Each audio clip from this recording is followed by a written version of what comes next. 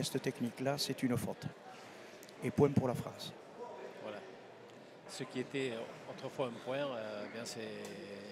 le règlement a évolué. C'était trop facile de faire des points directs avec des filets directs. Et nouvelle réalisation des Français.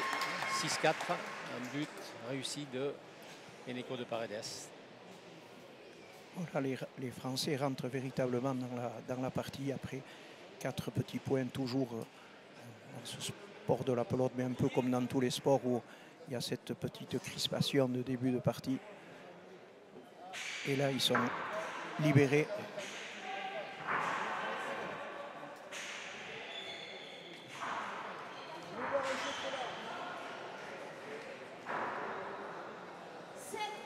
Nouveau point. La France devrait dominer, ce qui est normal. Ce sont nos joueurs pratiquent énormément cette discipline. Comme je l'ai dit, les Argentins reviennent vers cette discipline et c'est une très très bonne chose.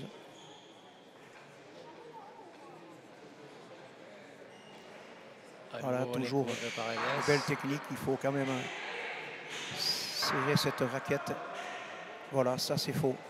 Voilà, beaucoup de points donnés par les Argentins. Oui, ce sont des manque points de technique un petit peu du côté des Argentins.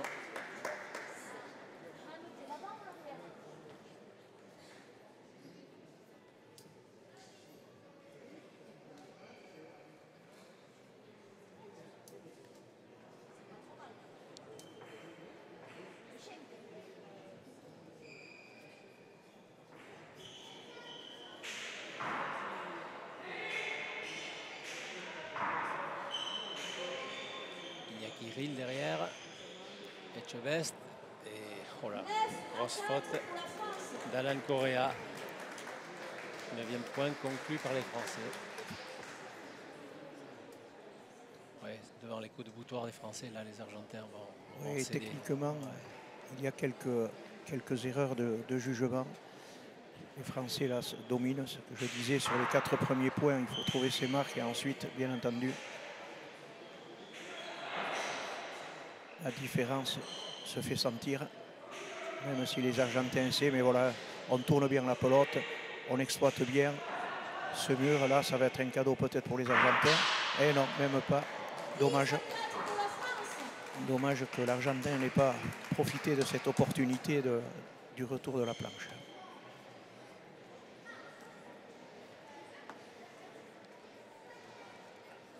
Ah, ça va plus vite qu'à la palette à gomme là, les points durent moins, hein. C'est un jeu beaucoup plus direct. Ah oui, c'est différent. Et c'est ce qui fait la force aussi quelque part de la pelote, c'est que bon, c'est vrai que souvent beaucoup nous disent mais qu'est-ce que c'est cette pelote, on n'y comprend pas grand chose, il y a de la schistera, il y a de la pala, il y a tout, mais enfin un très bon ami me disait oui mais c'est comme l'athlétisme. Bon alors donc il faut essayer il y a davantage de caresser les différentes disciplines. Il y a davantage de spécialités en athlétisme qu'en pelote. Hein. Voilà. Non, mais... Voilà, il y a un sursaut des Argentins. Ouais, un jeu un peu décousu. Là, les Français sont peut-être pas assez concentrés, ils pensent dominer. Oui.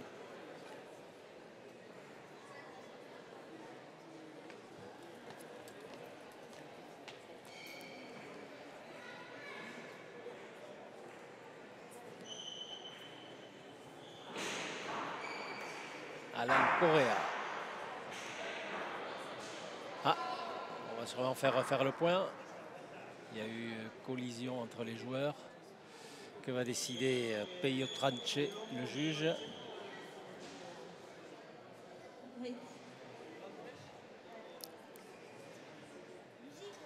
On va venir essuyer les traces de transpiration. Il a remis quand même le point, considérant qu'il avait été gêné. Ouais. Je pense qu'il était légèrement battu, mais enfin, faisons confiance à l'arbitre qui est Tranché, qui est quelqu'un de très sérieux.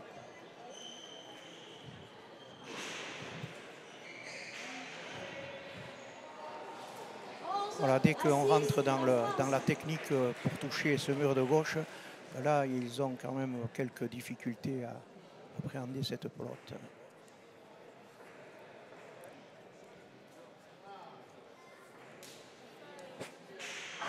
Voilà, alors le but est toujours par la paroi, hein, en principe. Comme on n'a pas le droit de taper à gauche, là, ça va être... Ah, un point argentin. Voilà, encore un point au 7 à 11. L'Argentine, 11 pour la France.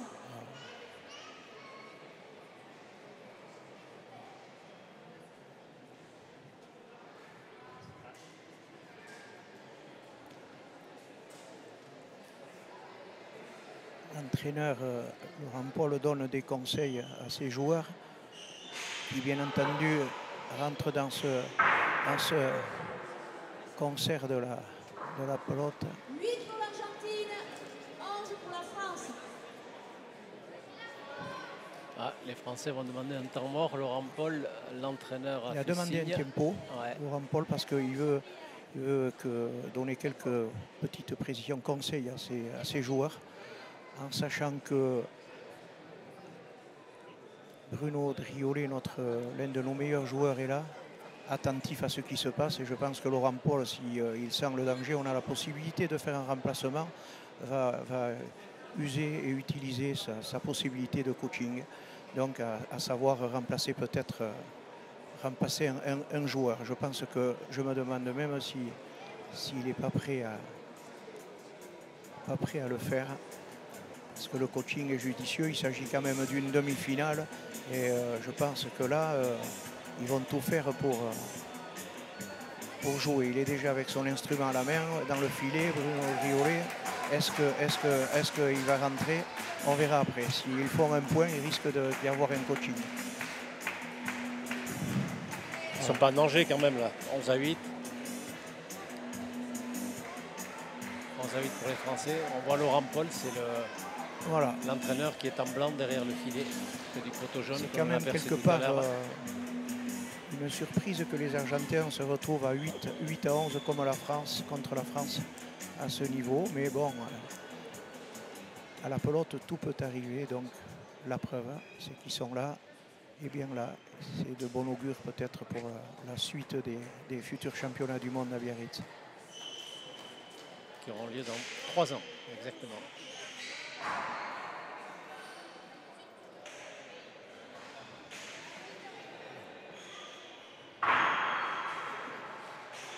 La pelote était sous l'arrêt. C'était juste en dessous de l'arrêt. Je sens que les Français sont repartis dans une belle dynamique. L'entraîneur et les joueurs, les deux remplaçants, ont dû leur parler pour les motiver. Paredes, le jeune joueur d'Angleterre. Beau geste technique de l'Argentin, mais là, ça va vite, mais ça fait rien. C'est quand même pas mal. Doublé. Voilà. Mais les pelotes étaient véritablement difficiles à ramener, à reprendre. Voilà, il a fait de bon et de toute façon, il a misé ça dessus. Ils sont partis et je pense que là, ils sont en confiance. Le tempo dont on parle là, c'est un temps mort d'1 minute. À droite, à Falta, c'est faux. C'est faux. La pelote n'a pas dépassé la ligne de la... Aussi, si, je me trompe. Oui, en effet. Donc c'était juste, mais c'est passé. C'est passé, c'est même le point. 14 à 8. Ça y est, donc je pense que l'affaire est entendue pour cette manche et le coaching a été bon, à savoir remotiver les garçons pour terminer cette partie.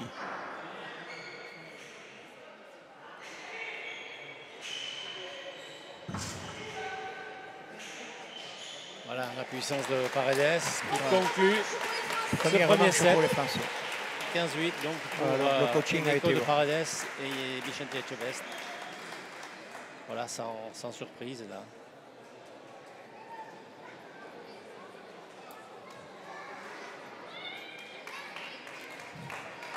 Et je vous rappelle qu'à la suite, on va suivre aussi Gabi Amados. On va également suivre la partie de Charret. On va suivre également l'autre partie de Charret qui va opposer tout à l'heure l'Espagne aux États-Unis. L'Espagne aux États-Unis, normalement, l'Espagne devrait passer. Là aussi, les États-Unis sont en reconstruction d'une équipe, d'une belle équipe. Mais l'Espagne, avec un ancien champion du monde d'ailleurs, Ocean, et un joueur de chez nous qui a la double nationalité mais qui joue pour l'Espagne, vont quand même faire quelque chose de bien. Je pense que ce sera la finale, ce sera France-Espagne, qui nous donnera l'occasion de voir une très belle rencontre. Belle empoignade, ouais.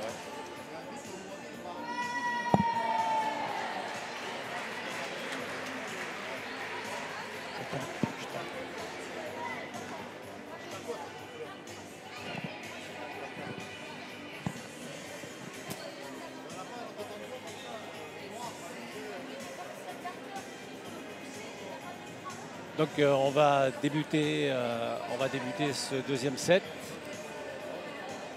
Et normalement, c'est vrai que la partie ne va pas s'éterniser. Les Français ont pris la mesure de ces Argentins. Ils l'ont emporté 15-8.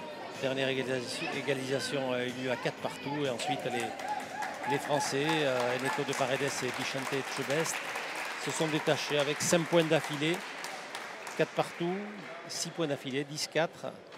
Et ensuite, de 11-8, ils sont repartis à 15-8. Après, comme le disait Gabi Amados, après un temps mort qui a été demandé par l'entraîneur Laurent Paul et qui a été mis à profit pour remobiliser et recadrer un petit peu les deux joueurs, la paire française. C'est reparti.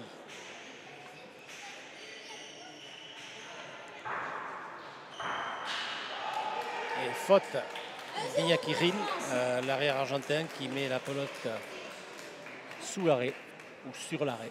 Même chose, c'est faute. On a entendu résonner la barre de fer qui fait office de ré et qui est donc c'est un gaucher qui bute. C'est un gaucher qui bute pour la France. C'est un gaucher qui rappelle.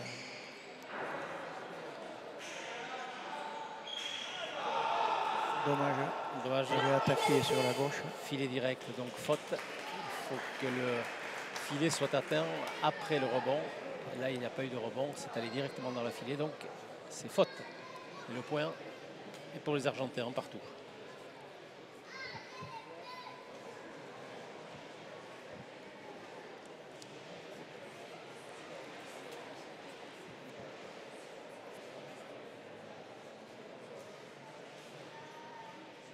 Les Argentins changent la pelote. Ils essaient peut-être d'en prendre une plus vive pour donner avantage de rapidité, c'est le cas. Et les Français ne vont pas se laisser contrer.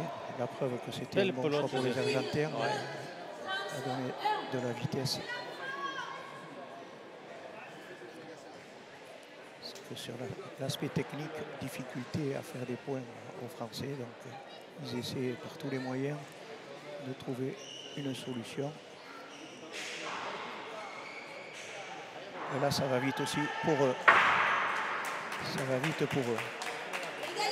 Et je disais, là, le gaucher me rappelle beaucoup Lasarte, qui était un gaucher qui a été champion du monde. Et là aussi, on a un gaucher, bien entendu, qui donne de la vitesse quand il prend la pelote sur cette paroi. Déjà au but, c'est-à-dire l'engagement. Voilà, on voit véritablement voilà, le vrai gaucher. Et ça part assez vite. C'est renvoyé. Voilà, la pelote moins vive. C'est peut-être dommage parce que... Argentine 3, France 2. Ils sont surprenants ces Argentins parce que ils semblent dépasser et puis ils concluent de jolis points. Il faut toujours se méfier de ces joueurs argentins qui sont dans une dynamique.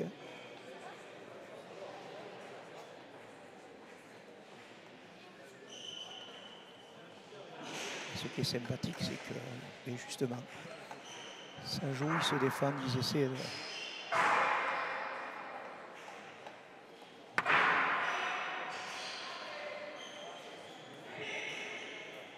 Voilà, ça c'est quand même...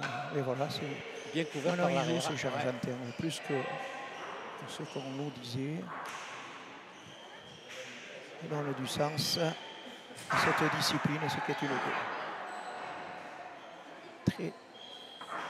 Voilà, hop. Ça par contre c'est pas mal joué, très très bien, très beau point. Sur le pan coupé, lâché, qui permet à la France de revenir à 3-3. Conforter la position. Je pense qu'à partir de 4 là, ça devrait aller. Laurent Paul continue d'avoir donné des conseils, ainsi que Bruno de Riolet, grand champion de Yoko Robo, qui est un de nos meilleurs joueurs. Et qui, bien entendu, je pense, et j'espère, jouera la finale.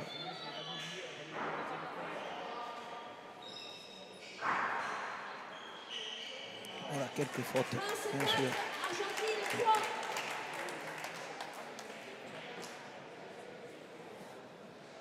Surprenant, oui, ces Argentins, décontenaçants aussi, parce qu'ils sont capables du meilleur comme du pire, quoi, hein. Voilà, enfin, je pense qu'avec une pratique plus affirmée, on aura, ça laisse présager de bons lendemains dans cette discipline.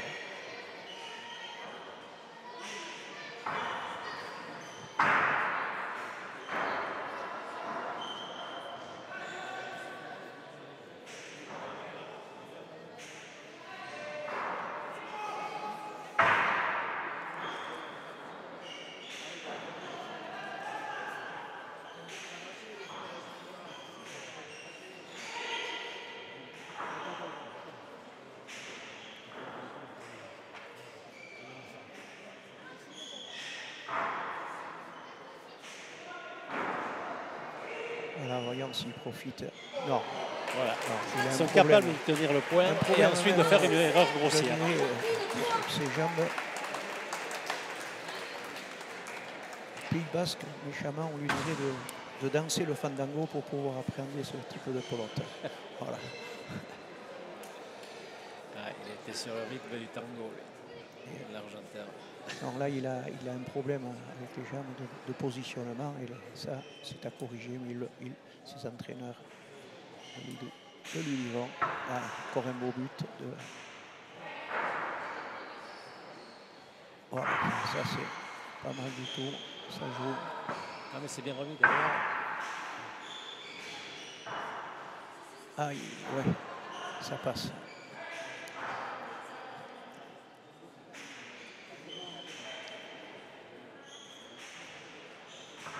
C'est chouette, mais...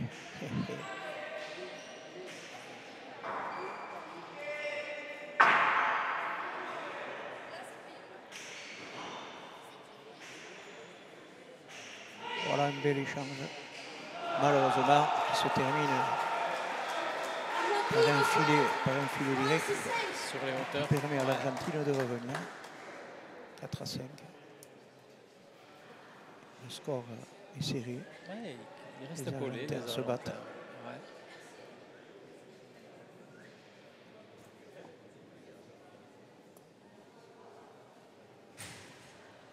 Il faut avouer qu'ils seront plus à leur fête dans la Paletta Gomme. Oui. Tout à l'heure. Autre paire de manches. Là, ça va être autre chose parce que c'est la discipline reine chez eux. Et on dirait même que ce sont des virtuoses et professionnels qui n'ont jamais perdu à Gomme. Ce que j'espère arrivera en fin de soirée parce que je vais être à l'œuvre avec mes joueurs qui sont sensationnels, mais on ne sait jamais. À la porte, tout peut arriver. C'est ce que j'espère. Oui, on le rappelle, on a rendez-vous à 19h après ces deux parties de charré, à 19h exact, pour cette demi-finale de Paletta Gomme masculine entre l'Argentine et la France. Vous le soulignez, et là, je vais officier. Vous serez entraîneur, vous êtes entraîneur de l'équipe de France. Et là, c'est vrai qu'on attend tous cette partie parce que la France n'a jamais battu l'Argentine en partie officielle. Jamais. Et là, on va quand même avoir une nouveauté avec notre joueur Kevin Pucheux qui vient du front tennis et de la Paletta Gomme mur à gauche. Donc, qui va s'exprimer, qui s'est entraîné avec ses trois autres amis, bien entendu, Timothée Sander, Pachi Guintegui et Stéphane Suzanne. Ils se sont entraînés souvent ici dans ce trinquet, faisant de nombreux kilomètres pour accéder à cette partie qui est toujours une partie difficile contre les Argentins. Et on va donc voir Kevin Pucheux, qui est un enfant un joueur du pays, s'exprimer dans cette discipline. Vous alignerez qui ce soir? Vous alignerez qui ce soir à la palette à gomme? On va aligner Kevin Pucheux et Pachi Yentegui. Pachi Yentegui qui a déjà disputé de nombreux championnats du monde et médailles d'argent dans cette discipline de nombreuses fois. Le petit nouveau, c'est Kevin Pucheux. C'est voilà. Kevin Pucheux qui arrive avec sa nouvelle technique. Et je dirais qu'il donne un peu de fraîcheur à ce jeu. Même beaucoup de fraîcheur avec des coups qu'on n'a pas l'habitude de voir. Donc, qui est un peu le pendant du Mexicain Touri. Touri jouant à l'arrière, au poste d'arrière, et Kevin Pucheux au poste d'avant. Voilà, avec un Pachi Yentegui qui sera là pour répondre présent. Et deux joueurs aujourd'hui remplaçants, mais aussi titulaires, qui pourront rentrer à tout moment en faisant du coaching si un des deux joueurs ne peut pas. C'est rare le coaching, mais vous, c'est assez récent, mais vous l'avez en tête. On l'a fait contre le Mexique, on perdait 11-4. J'ai remplacé Stéphane Suzanne, qui était un très bon joueur, par Kevin Pucheux, parce que vraiment les Mexicains dominaient outrageusement.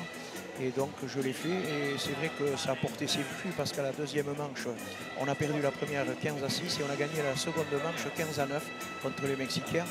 Et la troisième manche, malheureusement, à 8 partout, les Mexicains ont eu un coup malheureux à gauche qui aurait pu se traduire par un point pour nous, 9-8. Et malheureusement, pour nous, les Mexicains nous ont battus de 2 points. Et rien à dire, ce sont de très bons joueurs. C'est vrai qu'on a fait, comme on dit en espagnol, une remontada. Et cette remontada n'a pas été suffisante. Il nous a manqué 2 petits points, justement pour ne pas affronter les ogres argentins, qui eux, par contre, nous attendent de pied ferme, et eux ont l'habitude de ce genre de compétition. Mais enfin, nous serons là et on va se battre, on verra. À Barcelone, ça avait été difficile, ils nous avaient infligé un 15-6, un 15-2. On va essayer de faire beaucoup mieux et peut-être de les battre. En tout cas, on va s'y employer. Rendez-vous est pris tout à l'heure à 19h. Voilà, tout à fait. On revient à la partie de Charret, où les Français mènent 8-4. 8-4, ouais. Après avoir remporté la première manche 15-8. Voilà. Dès que le Français ne bute pas bien, ne touche pas la paroi de verre, l'Argentin a pris de voler et a fait le point avec le pan coupé qui se trouve à droite et qui permet donc un geste technique assez sympathique de haut pour faire ce point. 5-8. Donc il ne faut pas se tromper au but. Tout est à aligner en précision. Et le but est très très important.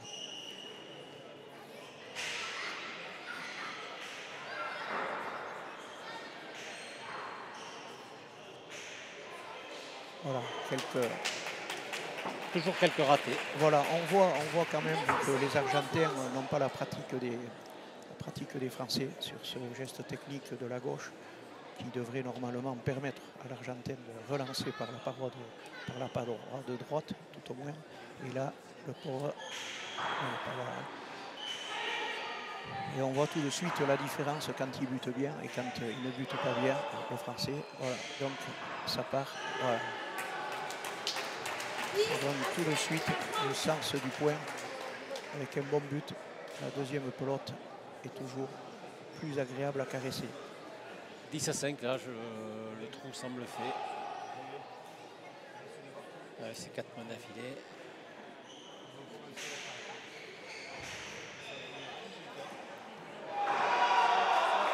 Voilà, se battre jusqu'au bout. Chaque point compte pour eux. Ils ont raison.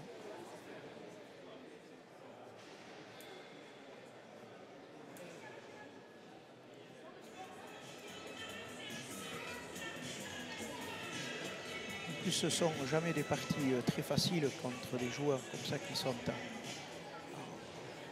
en développement, bien entendu, de cette discipline dans leur pays. Techniquement, les gestes ne sont pas souvent les mieux adaptés, donc nos joueurs sont un peu en manque de... Voilà, c'est des pelotes des fois bizarres.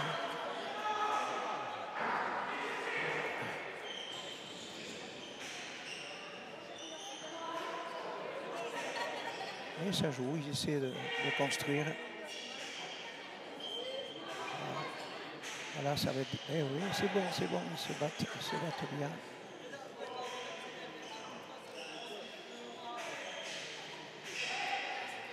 Et voilà. Est-ce que Il le joue Français les estime avoir Argentins. été Il gêné? s'encourage. Le Ils Français construisent demande, un beau point. le Français demandait à refaire le point, mais le juge Peyo Tranché n'a pas accédé à la demande de Enrico de Paredes, donc le point est bien pour les Argentins, 10-7. Il semblait avoir été gêné, il n'en est rien.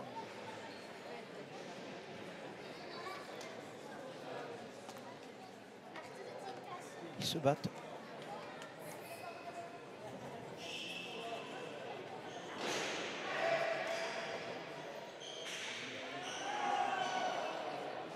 Une faute là. Oui, faute d'Enrico directe. de Paredes. Argentine 8. Il a mis la Plus balle inspiré directement dans le peut-être filet. de jouer par la droite ou pas coupé. Difficile. En plus, avec sa droite, il n'a pas assuré. Lui, le gaucher, c'est dommage. Enfin, plus facile à dire qu'à réaliser.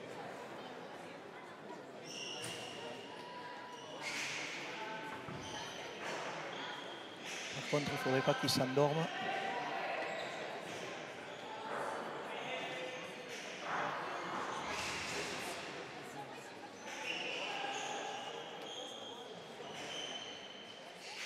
Voilà, le gaucher avec sa gauche, magnifique.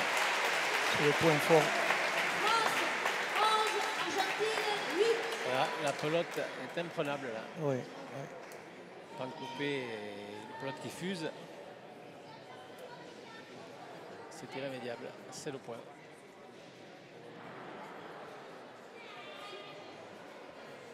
il faut qu'il s'applique. Respire pas trop, il part trop vite à mon avis. Il faudrait peut-être... Voilà. Ah, c'est bon. Mais, voilà. Un peu d'agacement. Argentine. Ils prennent un peu plus de temps pour engager, pour son Argentine but. 9. France Et lui 11. permettre ainsi de cueillir la deuxième pelote dans des meilleures conditions. Il reste au Un peu contact des Argentins. d'énervement de sa part. D'ailleurs, un coaching de nouveau pour restabiliser un peu tout ça. Laurent Paul a raison, il faut remettre, comme on dit, les pendules à l'heure et ne pas s'amuser à les laisser revenir. Il faut terminer cette partie pour la France.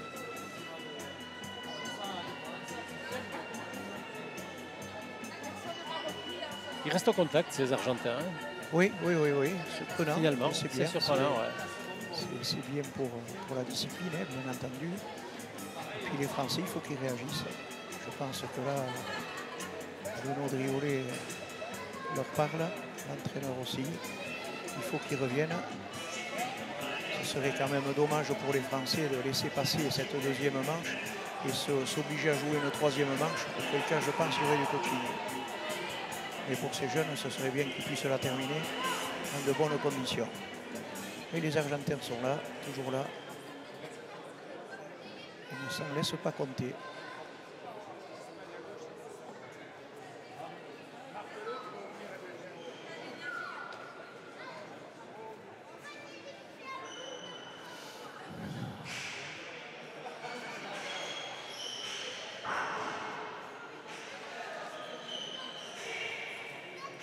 Voilà, ça c'est bon, ça c'est une bonne droite. Il faut qu'ils prennent un peu plus de temps, les Français là. Bien se positionner, comme très certainement les entraîneurs changent de pelote, bien entendu. Une pelote peut-être un peu plus rapide, peut-être, voyons. Un peu plus lourde. Voilà. Alors, comme on l'a dit, le filet direct est faux. Hein. C'est quelque chose, c'est le point pour la France.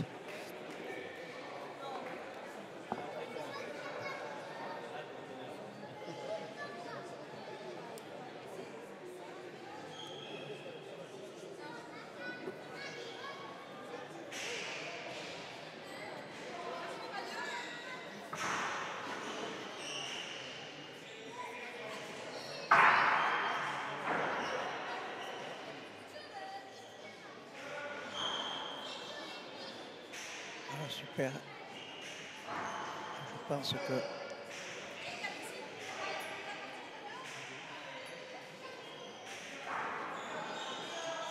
on voit des échanges fort sympathiques là. Là, ça va vite, mais il la sort quand même. Ça joue, rien n'est laissé au hasard. Pelote difficile, qui sera encore plus difficile, mais voilà, ils sont remises pour les Français. L'Argentin est fatigué, là, il a pris une pelote en hauteur. Il va sous la ligne, et point pour la France. Et 14 à 9, et quand on dit Novia, ça veut dire qu'il ne reste plus qu'un point à faire pour la France. Donc 14 à 9. Dernier engagement pour Eneko de Paredes. Voilà. Et la France va retrouver logiquement une place en finale. Dans cette spécialité qu'il domine. L'Espagne en finale. Voilà. Ah, je pensais que c'était fait, mais non. Et non, ils s'accrochent, ils sont là. Ah ben non, filet direct encore de la droite. Voilà, bon, mais ça donne encore du piment à cette partie, 10 à 14. Il ne reste plus qu'un point, mais en fait, il ne faut pas s'amuser à, comme on dit, à chatouiller le filet direct.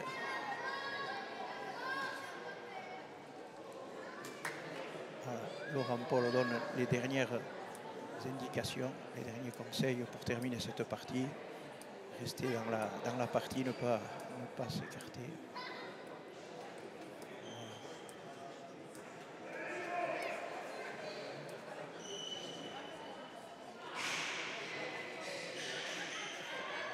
Voilà, c'est bon, c'est bien. Bravo pour les Français. Français qui sont qualifiés donc. Les jeunes sont en deux manches. C'est bien pour eux. Ce sont des garçons fort 15-8, 15-10. Oui, ils sont heureux. Les Argentins aussi, parce que contrairement à ce qu'on pourrait penser, il y a des défaites qui valent des victoires. Et là, c'est le cas. Donc, on voit bien que les Français sont heureux. De jeunes forts, comme je le disais, fort sympathiques, qui ont envie de bien faire et de progresser, bien entendu, qui sont déjà des beaux champions. S'ils sont là, c'est qu'ils ont été sélectionnés pour leur valeur. Et donc, on voit maintenant les félicitations, ils sont en finale. Mais les Argentins aussi sont satisfaits. Ils joueront une médaille de bronze demain matin, pour la 3e place. On verra contre qui. Les Espagnols vont jouer. Et voilà. Voilà, Gabi, je suis en compagnie des vainqueurs, hein, Vicente Etchebest. Victoire attendue face aux Argentins, mais ils étaient un petit peu déroutants. Là. Ils étaient capables d'allier le meilleur comme le pire. Ouais, c'est sûr. Chez nous, on est habitué à que le jeu aille plus vite. Forcément, là, c'est des pelotes toujours difficiles à négocier. Il y a moins de vitesse. C'est à nous à faire le jeu et c'est pas toujours facile. Voilà, on a fait le plus dur. Voilà, maintenant place à la finale et voilà, on a l'Espagne maintenant, un gros morceau. On les attendait, c'est la finale qu'on attendait. Du coup, on va faire ce qu'il faut et en espérant ramener la victoire. Si Vicente, Eneko de Paredes, eh bien, il avait disparu. Eneko de Paredes, ouais. Voilà, il s'est réfugié derrière le filet. Eneko de Paredes, bon, on a dit le contrat est accompli. Maintenant, c'est l'Espagne. On attendait cette finale, France-Espagne. Ils n'ont pas encore joué, les Espagnols. Il y a les États-Unis, mais vous allez les observer. Hein. C'est ça, bon, on n'est pas encore sûr. Là, ils jouent juste maintenant contre les États-Unis. Bon, on sait que c'est une équipe un peu poison, mais ouais, c'est la partie qu'on attend. C'est sûrement cette partie qui va avoir lieu demain soir. Ouais. Vous êtes champion du monde chez les espoirs, vous. Vous êtes là maintenant chez les grands. Une différence quand même de rythme où on s'y habitue, on s'y accoutume. C'est ça, différence de niveau, surtout physiquement. Je pense que la pelote, elle revient plus souvent au mur et surtout plus fort, mieux placé. Donc voilà, c'est plus compliqué. C'est peut-être un avantage parce qu'on a une petite expérience, mais c'est compliqué quand même. On va parler de ce sport, le charret. C'est un petit peu le renouveau de cette spécialité. Après, elle a connu un petit peu un passage à vide avec le non-participation au championnat du monde de Barcelone parce qu'il n'y avait pas assez de candidats, assez de pays participants. Aujourd'hui, le charret est en train de revenir un petit peu à ses lettres de noblesse comme on l'a connu.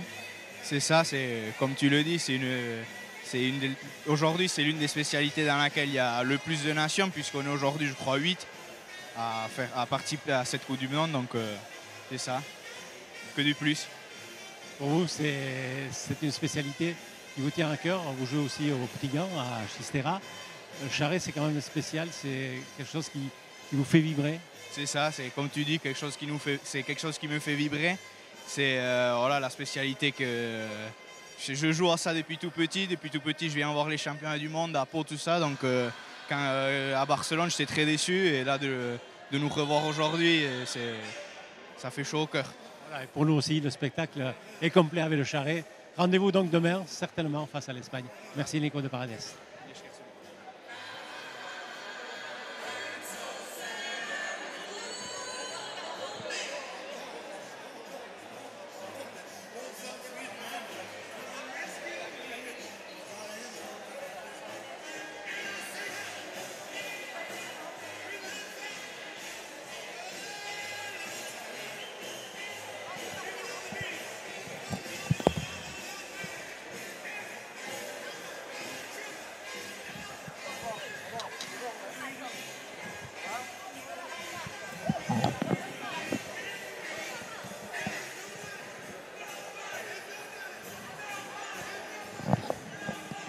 Voilà Gabi, on va revenir donc avec cette deuxième partie de Charret qui va opposer l'Espagne aux États-Unis avec un joueur des États-Unis bien connu. Lopetegui, oui. Voilà, Lopetegui. Ouais. J'espère qu'il va jouer. C'est le aussi. monument Oui, de oui, cette tout à spécialité. fait, oui. Il fait le championnat français avec l'équipe d'Asparin, Oui, tout à fait. avec très bon Spinoza joueur. depuis de nombreuses années.